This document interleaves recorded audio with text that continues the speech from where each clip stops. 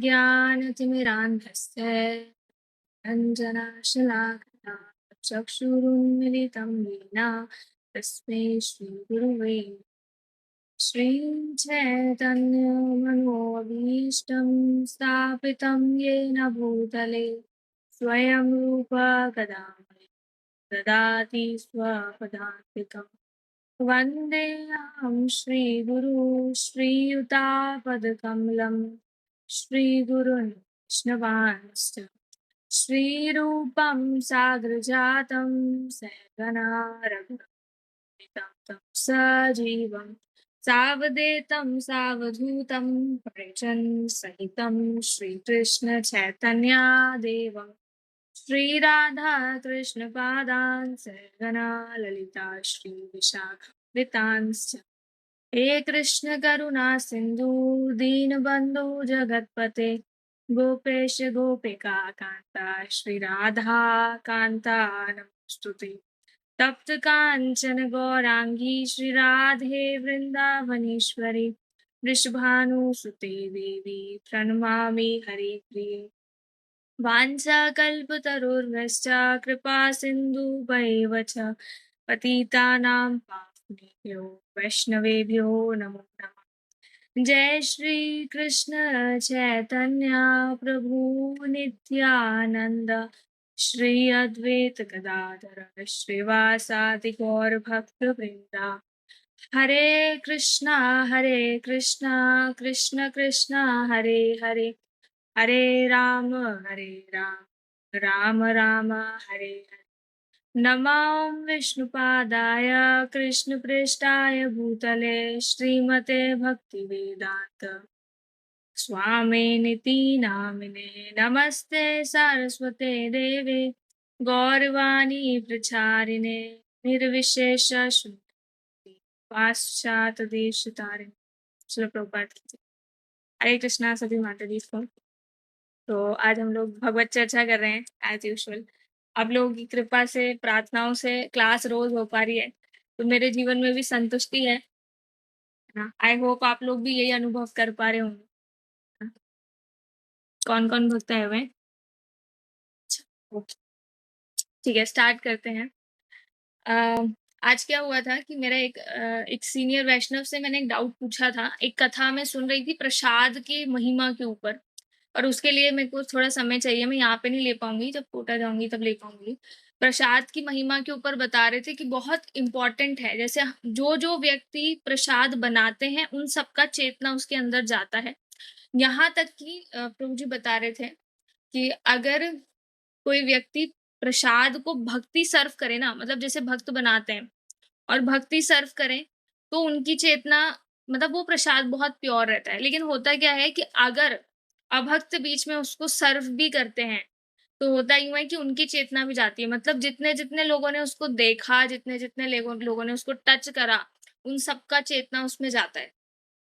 लेकिन जो शुद्ध भक्त होते हैं ना, उनके ऊपर इस चीज़ का कोई प्रभाव नहीं पड़ता है। मतलब यूँ है कि हम लोग जब महाराज के लिए प्रसाद बनाते हैं ना, तो वैष्णव महाराज जी काफ़ी गुस्सा करते हैं कि कथा सुन के प्रसाद बनाओ। तो हम यूँ सोच लेते हैं कि महाराज कह रहे हैं कि अच्छी चेतना में बनाओ, पर हमारे प्रसाद अच्छी चेतना या बुरी चेतना बनाने महाराज के ऊपर फ़र्क नहीं पड़ेगा। महाराज तो शुद्ध भक्त हैं। वो इसलिए बोलते हैं कि आप कथा ढंग से सुनो और आपका शुद्धिकरण लो, आप वाणी संग मिस मत करो और आप सही चेतना से इसको प्रैक्टिस में लेकर के आओ, है ना? तो हम लोगों को बहुत ध्यान रखना चाहिए कि हम लोग अपनी प्रैक्टिस में रखें, प्रसाद को बहुत सही तरीके से बनाएँ। और अगर कुछ भी नहीं हो पाए ना, तो आप कीर्तन चला लो यार, सबसे बेस्ट, है ना? कीर्तन चलाते हुए प्रसाद बनाओ। तो हम लोग लास्ट क्लास में डिस्कस कर रहे थे कि कृष्ण बोल रहे हैं, भोक्ताराम यज्ञ तपसाम सर्वलोक महेश्वरम सूरदाम सर्वभूतानाम ज्ञात्वा माम शांतिम ऋच्छति। श्रील प्रभुपाद जी ना एक ही श्लोक को इतनी बार दोहराते थे, तो श्लोक का याद हो जाता था। मतलब अलग से बैठ करके आपको क्लास लगाने की जरूरत नहीं है कि आधा घंटा तो श्लोक याद करने में दे रहे हैं। क्लास में सुन सुन करके श्रवण मात्र से ही याद हो जाएगा। तो आप लोगों को सुनाते-सुनाते मुझे बड़े श्लोक याद हो गए हैं। तो ऐसा मत सोचिए कि मैं अलग से याद करती हूँ। आप लोगों के साथ ही होता है, संग का प्रभाव है। कुछ ही सदियों पूर्व रेड इंडियनों को अमेरिका का स्वामी माना जाता था। आज अपने ज़माने में हम उसके स्वामित्व का दावा कर रहे हैं, किंतु हो सकता है कि अगले 400 वर्षों या हज़ारों वर्षों में शायद कोई दूसरा उसका स्वामी होने का दावा करने लग जाए। आप जानते हैं अपन लोग जिस घर में रहते हैं ना, सरकार की तरफ से, गवर्नमेंट की तरफ से वो लीज़ पे मिलता है। लीज़ समझते हैं ना? मतलब एक तरीके से आपका एक कॉन्ट्रैक्ट साइन होता है, पेपर होता है कि ये जो ज़मीन है ये आपकी है 100 साल के लिए। 100 भी नहीं होता, 99 ईयर्स होता है ना? वो लीज़ पूरा हो जाता है तो दोबारा रजिस्ट्री वगैरह होती है। मतलब आपका ये परमानेंट नहीं है। और फिर इस चीज़ को सोच कर के देखो ना कि हम लोग बड़े-बड़े महल भी देखते हैं या फिर वो व्हाइट हाउस है। व्हाइट हाउस का नाम सुना है ना आपने? कहाँ पे है व्हाइट हाउस? जिसमें वो हाँ, अमेरिका में है। अमेरिका में, वॉशिंगटन में। है ना? तो वॉशिंगटन हाँ, तो वहाँ पर पहले कौन रहता था, अब कौन रहता है, आगे कौन रहेगा? अभी नरेंद्र मोदी जी हमारे प्राइम मिनिस्टर हैं, तो अभी जो है वो बैठ रहे हैं उस पोज़ीशन पे, फिर वो सब चेंज होता रहेगा। तो इस मटेरियल वर्ल्ड में सब कुछ बहुत टेम्परेरी है, प्रभुपाद जी कह रहे हैं। अब आगे बोल रहे हैं, भूमि तो यही है, ज़मीन तो यही रहेगी, लेकिन होगा क्या? हम सब यहाँ आते हैं और अपने को स्वामी होने का झूठा दावा करते हैं। देखो कितनी प्यारी बात है। अपन देखें ना इस चीज़ को, अभी जैसे वो कुछ मूर्ख लोग हैं जो सोच कर के बैठे हैं कि हम लोग कश्मीर को हड़प लेंगे, लेकिन ना तो कश्मीर आपका है, ना हमारा है, ना किसी का है, ये कश्मीर सिर्फ़ कृष्ण का है, उन्हीं का बनाया हुआ है। लेकिन हम लोग दावा करते हैं, इसको बोल रहे हैं मिथ्य स्वामित्व। मिथ्या मतलब समझते हैं ये फ़ॉल्स है, हमें लगता है हमारा है। ये संसार में सब कुछ, ये घर, ये परिवार, ये रिश्तेदार, यहाँ तक कि माताओं में तो और खतरनाक होता है। अपन लोग में बहुत खतरनाक होता है, ये मेरा लिपस्टिक है, ये मेरा जूता है, मेरा चप्पल है, ये मेरा कपड़ा है। ऐसा होता है कि नहीं होता है? मैंने ऐसे सुना है कि ब्रह्मचारीज़ में भी बहुत हद तक होता है, ये मेरा धोती-कुर्ता है। प्रभु जी इसने मेरा धोती-कुर्ता पहन लिया है। तो ये सब जगह है, जब तक हम शुद्ध नहीं हो जाते। मिथ्या स्वामित्व का यही विचारधारा वैदिक आदेशों से अनुरूप नहीं है। हमारे शास्त्र कभी नहीं कहते हैं ऐसा। कुछ लोग ऐसी धारणा बना लेते हैं, अरे भगवान ने ये संसार हमारे मनोरंजन, हमारे आनंद के लिए बनाया है। आप एक बात बताओ, अगर आनंद के लिए बनाया है, तो आनंद मिलता क्यों नहीं है? ऐसा क्यों होता है कि आप ज़्यादा एन्जॉय करना चाहो तो या तो हमारी तबीयत बिगड़ जाती है या जो चीज़ से एन्जॉय कर रहे हैं, जैसे मोबाइल फ़ोन, बहुत साइड इफ़ेक्ट होता है मतलब एन्जॉयमेंट का भी। कुछ लोगों को बहुत खाने का शौक होता है, चटर-पटर खाते हैं, लेकिन उनका पेट फिर वो अलग ही चटर-पटर बोलता है। आप समझ रहे हैं? ईशोपनिषद का कथन है कि इस ब्रह्मांड के भीतर प्रत्येक चार चर या अचर वस्तु भगवान द्वारा नियंत्रित है और वे इनके स्वामी हैं। कल महाराज जी का क्लास हो रहा था, वो बता रहे थे कि हमारे शरीर में 10 प्रकार की वायु है, भगवत गीता में दिया हुआ है ये। श्रील प्रभुपाद जी ने अपनी भगवत गीता जो है इतनी डिटेल में नहीं दी है, मतलब डिटेल दी है लेकिन उसको समझने के लिए हमें कथा सुनना चाहिए। तो वो उसमें बता रहे थे कि 10 प्रकार की वायु है हमारे शरीर में बहती हैं और अगर वो वायु थोड़ा ऊपर-नीचे हो जाता है, तो फिर हमारी जो है मतलब ना तो पाचन कर सकते हैं, ना कुछ है। मतलब हमारी बॉडी में जितनी भी एक्टिविटीज़ चल रही हैं, वो सब भी भगवान के थ्रू कंट्रोल्ड है। इवन भगवद गीता के 15 चैप्टर में तो कृष्णा क्लियरली बोल रहे हैं कि आपके पेट में जो अग्नि है, जो ताप चाहिए होता है ना, फूड को डाइजेस्ट करने के लिए, खाने को पचाने के लिए, वो भी मैं ही प्रदान कर रहा हूँ। आगे सुनिए। ईशावास्यम इदं सर्वम, यह कथन एक वास्तविकता है, किंतु भ्रमवश हम अपने को ही स्वामी मान बैठते हैं। वास्तव में हम सब कुछ ईश्वर का ही हैं, अतः उन्हें सर्वाधिक धनवान कहा जाता है। देखिए, हम लोग बहुत हद तक कृष्ण को कॉपी करना चाहते हैं।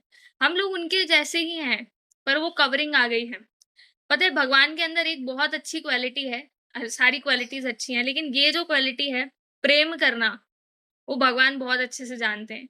कभी-कभार ना इस भौतिक संसार में जब बच्चे थोड़े मैच्योर हो जाते हैं ना, मैं बात करती हूँ तो मेडिकल कॉलेज की एक माताजी हैं, वो मुझे बोल रही थी कि माताजी अब ना ऐसा लगता है ये जो लड़कियां हैं लड़कों से बात कर रही हैं, फिर इनका फ्रेंडशिप होता है, फिर कुछ दिन बात करती हैं, फिर किसी और लड़के से बात करती है, बहुत बचकाना है ना।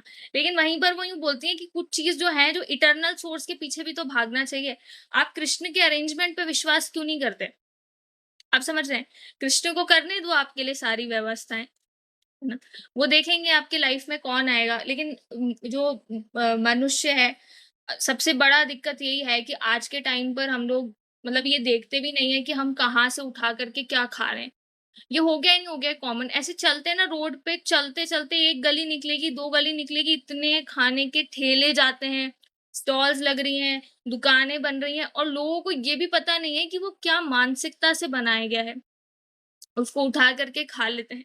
अब ये हम लोग तो भक्ति में हैं तो हमें समझ में आता है कि शुद्ध बनाया हुआ, शुद्ध मन से बनाया हुआ प्रसाद का अलग है।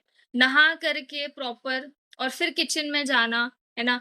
फ्रेश होने के बाद थोड़ा-सा पानी डाल करके, नहा करके फिर किचन में जाना। ये सब जो हम रूल्स फ़ॉलो करते हैं ना, इससे हमारा ही भोग बहुत शुद्ध बनेगा, हमारी चेतना बहुत विकसित होएगी और फिर डेफ़िनेटली इसका प्रभाव दिखेगा कि भक्ति करने में ज़्यादा संघर्ष नहीं करना पड़ेगा।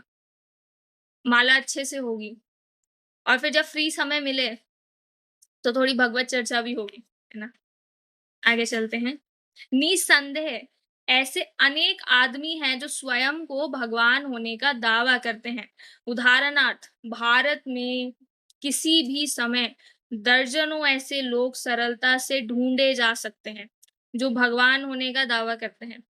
एक बार जब चैतन्य महाप्रभु जब इस धराधाम पे थे और उनके अप्रकट होने के बाद एक बुजुर्ग सा, ज़्यादा बुजुर्ग नहीं, कोई 35-40 के आसपास का व्यक्ति मिलता है और वो अपने आसपास में बहुत सारी लड़कियों को गोपी ड्रेस पहनवा करके डांस कर रहा है और खुद ने कृष्ण के जैसे वस्त्र पहने हुए हैं।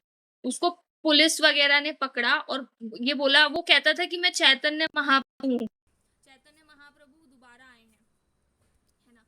अब होता क्या है, उनको जब लोगों ने पूछा तो उन्होंने बोला कि चैतन्य महाप्रभु जो हैं, महाप्रभु ना रासलीला करके नहीं गए थे, मैं रासलीला करने आया हूँ क्योंकि महाप्रभु स्वयं कृष्ण हैं। तो ऐसे-ऐसे मूर्ख भी मिलेंगे तो प्रभुपाद जी बोल रहे हैं भारत में भी आज के टाइम पे ऐसे लोग मिल जाएँगे, जो खुद को कहते हैं कि मैं तो भगवान हूँ। किंतु यदि उनसे यह पूछा जाए कि वे प्रत्येक वस्तु के स्वामी हैं, तो उनके लिए इसका उत्तर दे पाना कठिन हो जाता है। ऐसे एक व्यक्ति तो मैंने अपने आँखों के सामने देखे। वो मिलते हैं और वो कहते हैं कि मैं भगवान हूँ। मतलब अच्छा, तो फिर आप सब कुछ कंट्रोल, उन्होंने बोला कि मेरे शरीर में जो बीमारी हो रही है उसको भी मैं ठीक कर सकता हूँ। तो ऐसे मूर्खों के लिए प्रभुपाद जी बोलते हैं तुम्हारा बीमार होना, तुम्हारा मरना, तुम्हारा बार-बार जन्म लेना, ये कौन-सी दिव्य लीला है? ये कौन-सी दिव्य लीला है? इसको रोको ना, क्या मज़ा आता है बार-बार ऐसे करने में? यह ऐसी कसौटी है जिसके द्वारा हम जान सकते हैं कि कौन भगवान है। अगर आपको पता करना है कौन भगवान है तो शास्त्र के मतों को जानना चाहिए।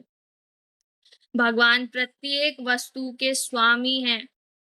Everything is under control of Krishna और किसी के पास अथॉरिटी नहीं है। यहाँ तक कि जैसे जो सूर्य देव हैं, सूर्य देव क्या कहेंगे कि मेरा सूर्य लोक ही है, मेरा ये डिपार्टमेंट है। गणेश जी क्या बोलेंगे, मेरा ये डिपार्टमेंट है ना? इवन शिव जी जो हैं वो असुरों को टेक केयर करते हैं, तो बोलेंगे ये वाला मेरा डिपार्टमेंट है। लेकिन कोई भी ये नहीं कह सकता है एक्सेप्ट कृष्ण कि ये सारे डिपार्टमेंट मेरे अंडर में आते हैं। आप समझ रहे हैं? वो बोलेंगे I am head of all the departments. HODs का एचओडी हूँ मैं, समझ रहे हैं आप? इवन हमारे शास्त्र में एक मत आता है, ब्रह्म संहिता है, जो ब्रह्मा जी जिनको भगवान कृष्ण ने स्वयं ज्ञान दिया है, तो वो अलग-अलग जो भगवान के अंडर में जो वर्क कर रहे एचओडीज़ हैं, मतलब समस्त देवी-देवता, उनके मत प्रकट करते हैं। उसमें क्लियरली बताते हैं, उसमें ये भी बताया है गणेश जी क्या बोल रहे हैं। तो गणेश जी बोलते हैं कि मेरे जो ये सिर पर 2 कान हैं बड़े-बड़े, यहाँ पे कान है ना उनके, तो इनके बीच में यहाँ पर सब ऐसे बोलते हैं, गणेश जी के पास जाते हैं, कि गणेश जी जो है वो विघ्नहर्ता है, उनका नाम भी है ना। लेकिन यूँ गणेश जी स्वयं क्या बोलते हैं तब, वो श्लोका मैं आपको भेजूँगी ग्रुप में, गणेश जी स्वयं बोलते हैं कि जो विघ्न हर पाता हूँ ना, क्योंकि अपने जो हरि हैं, कृष्ण हैं, उनके चरण कमल अपने माथे पे रखता हूँ, तब जाकर के इन भौतिक संसार के जीवों का विघ्न हर पाता हूँ। शक्ति कहाँ से लाता हूँ? शक्ति स्वयं भगवान से लाता हूँ। अतः इस नाते वे अवश्य हर किसी व्यक्ति से तथा किसी भी वस्तु से अधिक शक्तिमान होना चाहिए। जब श्री कृष्ण साक्षात इस पृथ्वी पर उपस्थित थे, तो उन्हें कोई पराजित नहीं कर सकता था। युद्ध में कभी भी पराजित होने का कोई साक्ष्य नहीं है। वे क्षत्रिय वंशी थे और क्षत्रियों का धर्म है निर्बलों की रक्षा करना। यहाँ तक कि उनके ऐश्वर्य की बात करें तो उनकी 16,108 पत्नियां थी। तो प्रभुपाद जी मेंशन कर रहे हैं कि भगवान कृष्ण जो हैं, उनको कोई हरा नहीं सकता। महाभारत का युद्ध ना हारे हुए थे अर्जुन, अगर भगवान कृष्ण उपस्थित नहीं होते। मानते कि नहीं मानते हो? ये रियलिटी है। जितना प्लानिंग करके उन्होंने करा, भगवान ने ही करा जो करा, है ना। यहाँ तक कि अर्जुन जिस रथ पे बैठे हुए थे ना, युद्ध पूरा पूरा वो जो जितने भी दिन का युद्ध था वो समाप्त हुआ और भगवान कृष्ण ने अर्जुन को बोला कि पहले तुम उतरो। जबकि ऐसा होता है कि जो ड्राइवर है, भगवान कृष्ण ड्राइवर थे, वो उतरते हैं, वो गेट खोलते हैं रथ के साइड का। अब मुझे नहीं पता उसमें गेट था या नहीं था, है ना। तो वो ओपन करते हैं, बोलते हैं पहले मालिक आप उतरिए, लेकिन कृष्ण ने बोला कि अर्जुन पहले तुम उतरो। जैसे ही अर्जुन उतरे तो कृष्ण ने कहा और दूर जाओ। तो बोले दूर जाओ, बोले और दूर जाओ, जितनी दूर भाग सकते हो वहां भागो। फिर कृष्ण रथ के ऊपर से कूद गए। जैसे ही रथ पे से कूदे, रथ फट गया, बहुत बड़ा ब्लास्ट हुआ। इसका मतलब ये है कि अर्जुन जो है ना, इतना सामर्थ्य नहीं रख सकते थे कि वो युद्ध जीत सके महाभारत का। जो इतने बम, तीर वगैरह आ रहे थे, वो सब अंदर एब्जॉर्ब कर रहे थे क्योंकि कृष्ण बैठे हुए थे रथ में, सारे एब्जॉर्ब हो गए। मतलब समझ रहे हो, सारे अंदर ले लिए।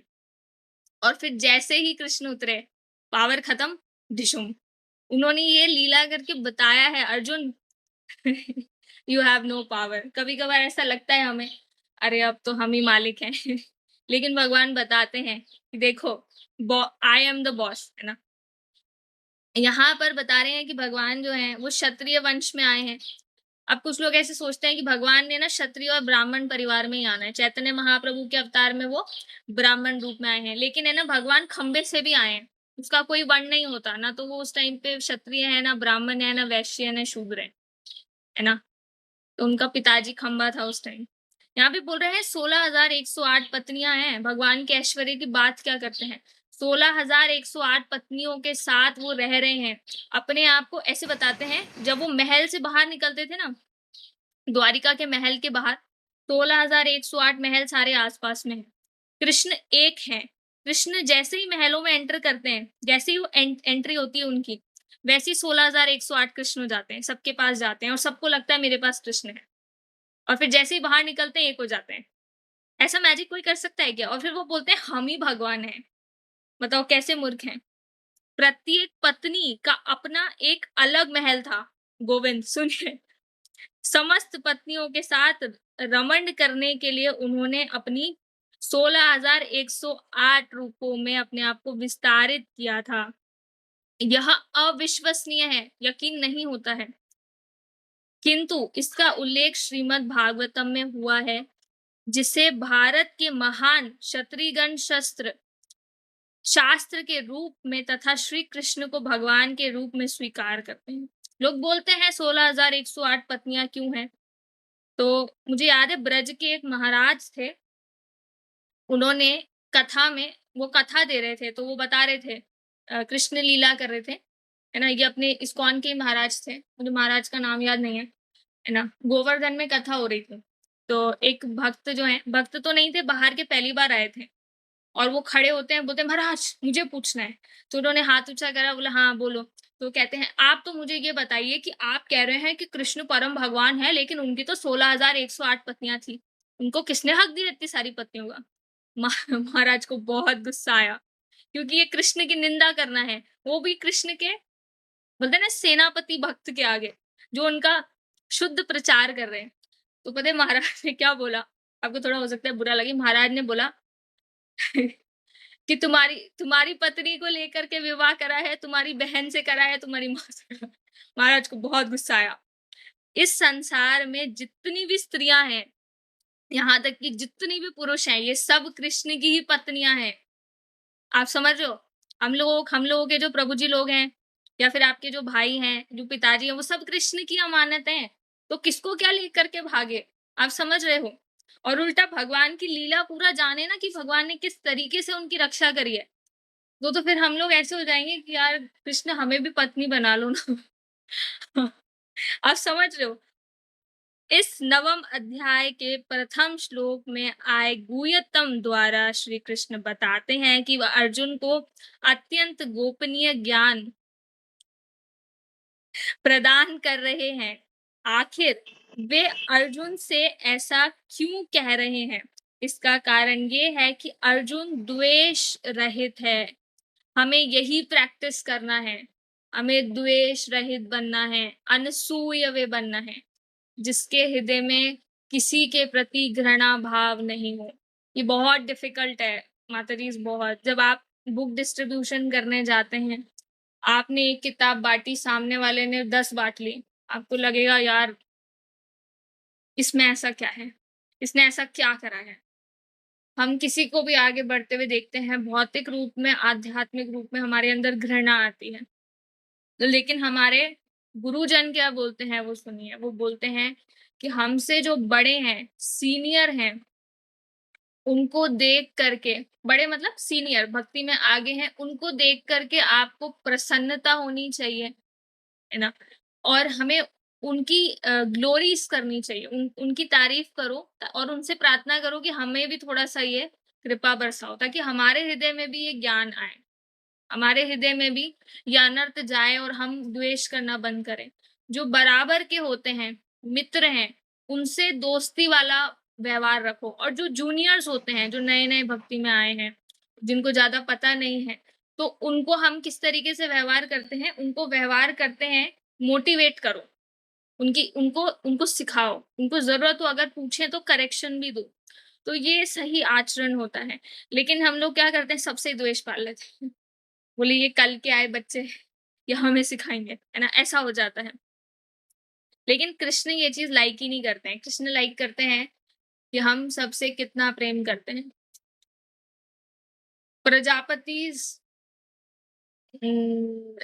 एक ग्रुप बताते हैं, शायद प्रजापति ही थे। भगवान जो हैं मिलने आते हैं। मतलब पृथ्वी पर एक ग्रुप बताते हैं, श्रीमद् भागवतम में इसका वर्णन आता है। भगवान समस्त देवी-देवता उस घर में आना चाहते हैं जिस घर में या जिस समाज में, जिस लोकेलिटी में सब बहुत प्रेम से रहते हैं। भक्ति भी नहीं कर रहे, बस प्रेम से रह रहे हैं आपस में, भगवान वहाँ आ जाते हैं। लेकिन उसमें उसमें ये चीज़ है, ऐसा नहीं कि उस घर में मांसाहार चल रहा है, अल्कोहल चल रहा है ना? ये सब नहीं होए। प्रॉपर नियम कायदे कानून से, और वो भोग लगा करके पाएँ। भले ही कुछ ज़्यादा नहीं करे ना, भगवान वहाँ आना चाहिए। भौतिक जगत में यदि कोई श्रेष्ठ होता है, तो हमें उससे ईर्ष्या करने लगते हैं। हम ना केवल एक-दूसरे से ईर्ष्या करते हैं, अपितु भगवान से भी ईर्ष्या करते हैं।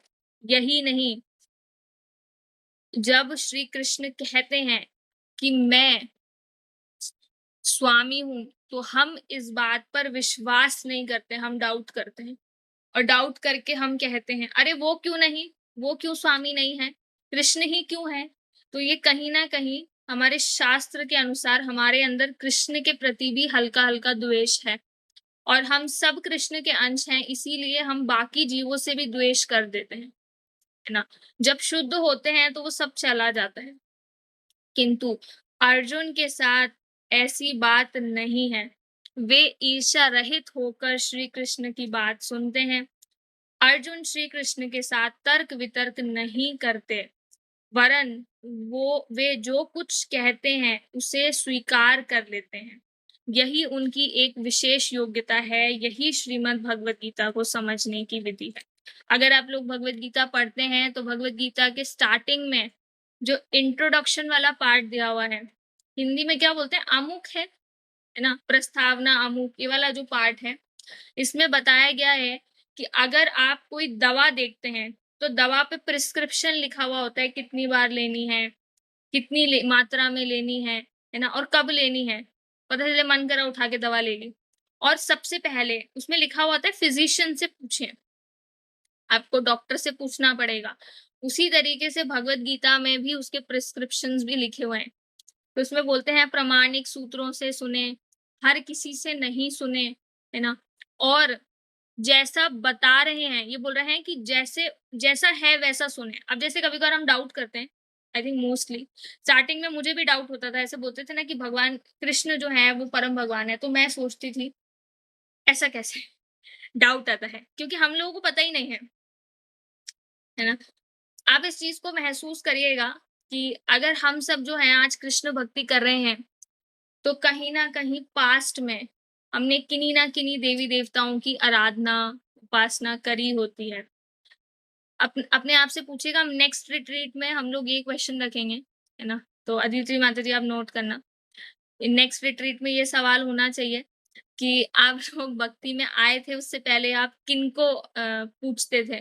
जैसे मुझे एक भक्त ने बताया, वो मुंबई से हैं, जयश्री माता जी, वो बता रहे थे कि हम गणेश जी की पूजा करते थे, है ना? तो फिर मेरा भी एक्सपीरियंस था कि मैंने बोला उनको बोला हाँ, मैं भी गणेश जी की करती थी, शिव जी की करती थी, है ना? तो एक भक्त बता रहे थे कि उनके साथ ऐसा हुआ, उनके घरवालों ने बोला कि तू शिव जी का ये मंत्र करेगी लॉकडाउन टाइम पे, इससे सारे के सारे कष्ट चले जाएँगे, है ना? वो करने लगी, एक दिन उन्होंने करा, 1 घंटे भी नहीं बैठ पाई, उसके बाद उन्होंने हाथ जोड़ कर के शिव जी के आगे बोला कि शिव जी मुझे माफ़ करना, पर मेरा मन तो कृष्ण में लगने लगा है, अब मैं आप अब आपको छोड़ती हूँ मैं। आप बस ब्लेसिंग्स दीजिए और मुझे कृष्ण के पास भेजिए।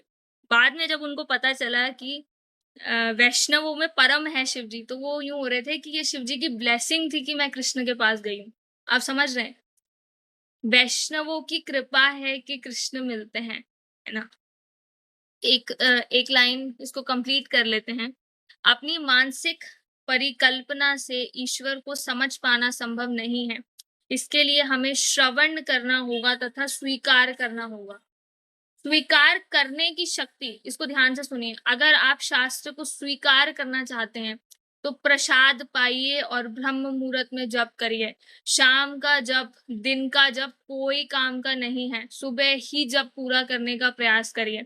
इट डज़न्ट मैटर कि आप जॉब करते हैं, आप हाउसवाइफ हैं, आपके 10 बच्चे हैं, 10 तो नहीं होंगे, 1-1, 2-2 बच्चे हैं, जो भी है। मुझे ये चीज़ प्रभु जी बोलते हैं कि आप सत्य बोलने में डरते क्यों हो? आपको परम सत्य बोलना चाहिए। मेडिकल कॉलेज के बच्चे आते हैं, वो ग्रुप में ऐड हो गए, तो उन्होंने बोला माता जी 8 बजे क्लास लेंगे। मैंने बोला आप 8 बजे क्लास ले लोगे? फिर दूसरे दिन मैसेज आता है कि माता जी 8 बजे तो बहुत जल्दी कर रहे हो आप। कम से कम 10 बजे तो लो, 8 बजे तो सोते ही होते हैं हम। तो ये स्थिति है इस भौतिक जगत की, बहुत ही बोलते हैं ना जघन्य टाइप की है, डेंजरस है। सुबह ही नहीं उठ पा रहे हैं। हम भूल गए हैं, स्कूल जाते थे, इतना लोड होता था, तब भी तो सुबह उठ करके अपना नहा धो करके रेडी होकर के सारे काम करते थे। लेकिन अब पता नहीं कैसे होते जा रहे हैं। पूरे मनुष्य योनियों में भी सबसे नीचे कैटेगरी में आ गए हैं। भगवान बताते हैं, प्रभुपाद जी ने लिखा है ये कि भगवान ने 84 लाख 88 लाख योनियां बनाई हैं। उन 88 लाख योनियों में 4 लाख तो मनुष्य की ही है।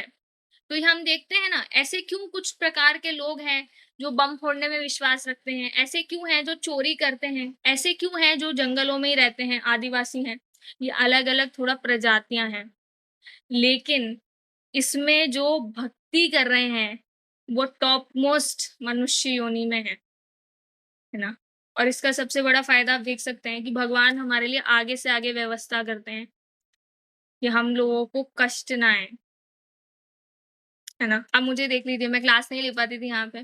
प्रार्थना करो बस गुरुजन से, प्रभुपाद जी से, और फिर अपने आप सेवा हो पाती है। तो हम ऐसे देखते हैं कि ये सब कृपा है। हम लोग हम लोगों को जैसे-जैसे भक्ति में आगे बढ़ेंगे ना, और सबसे महत्वपूर्ण है जितना अच्छे से जप करेंगे ना, हमें पता चलेगा कि हम कुछ भी करने के योग्य नहीं है, सब गुरु और कृष्ण करवाते हैं।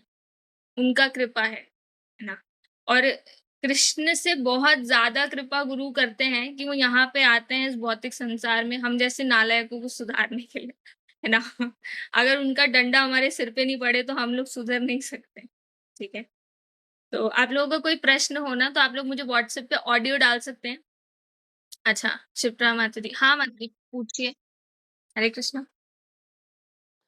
हरे कृष्ण माता जी, मैं प्रश्न नहीं पूछ रही, मैं एक भाव आपसे डिस्कस करना चाह रही थी और आप मुझे बताइएगा कि ये भाव सही है कि नहीं है। हाँ, ये माता जी जैसे अभी आपने बताया ना वो 16,108 रानियों वाली बात, हाँ, तो ये मेरे मन में ये बात आई कि 2 चीज़ें होती हैं। एक चीज़ बिल्कुल सनातन होती है, जो किसी भी कालखंड में चेंज नहीं होती है। और एक जो बात होती है वो युग-युग में बदल जाती है या कालखंडों के अनुसार बदल जाती है। हाँ, हाँ, जी। आज से 5000 साल पहले कोई चीज़ सही थी, तो ज़रूरी नहीं है कि वो अभी सही हो या हुँ, आने वाले हुँ। 5000 साल बाद वो चीज़ दोबारा सही मानी जाए। हाँ, हाँ, हाँ। जैसे उस समय पे 16,108 रानियाँ होना कोई ऐसे गलत बात नहीं होती थी, क्योंकि हाँ, गर्ल्स को ये हक होता था कि वो जिसको भी अपना पति स्वीकार कर लेगी, तो हाँ, उस जी। मनुष्य को, उस पुरुष को, उस स्त्री को स्वीकार करना ही पड़ेगा। हाँ, जैसे मतलब रुक्मणी माता जी का हम देखते हैं कि उन्होंने कृष्ण को बो भेज दिया कि मैंने आपको पति स्वरूप में स्वीकार कर लिया, तो कृष्ण को उनको लेने आना ही पड़ा। तो अब आज ये सिस्टम नहीं है, आज केवल एक ही पत्नी व्रत होता है। हाँ, हाँ, पर मतलब ये बात कहीं भी गीता में नहीं लिखी, क्योंकि ये बात सनातन नहीं है। तो इसमें गलत क्या है? लोग ये प्रश्न क्यों पूछते हैं कि उस टाइम 16,108 रानियाँ थी, तो भई उस कालखंड में वो चलता था, आज नहीं चलता है। 5,000 साल बाद कुछ और चलेगा। पर ये चीज़ सनातन तो नहीं है ना, ये चीज़ शास्त्रों में और गीता में तो नहीं लिखी ना। हाँ, मैं गीता में तो वही बात है जो हर कालखंड में सही मानी जाती है। हाँ, मैं तो समझ इस रही पे हूँ मतलब जो जी। असनातन बात है उस पे प्रश्न ही क्या उठाना? जैसे मैं आपको हुँ, बताऊँ कि मैंने एक बुक में ऐसा लिख पढ़ा था कि ईसा मसीह ने ये बात कही कि किसी के गधे मत चुराओ। तो भई आज के ज़माने में गधे पालता कौन है? ये बात क्या आज सही है कि किसी के गधे मत चुराओ? तो वो उस कालखंड में चलता था, आज नहीं चलता है। तो माताजी ये मैं सही सोच रही हूँ? आप बताओ? हाँ, माता दी इसमें थोड़ा-सा मैं अपना पॉइंट ऐड करूँगी जो मैंने प्रभुपाद जी से सुना है।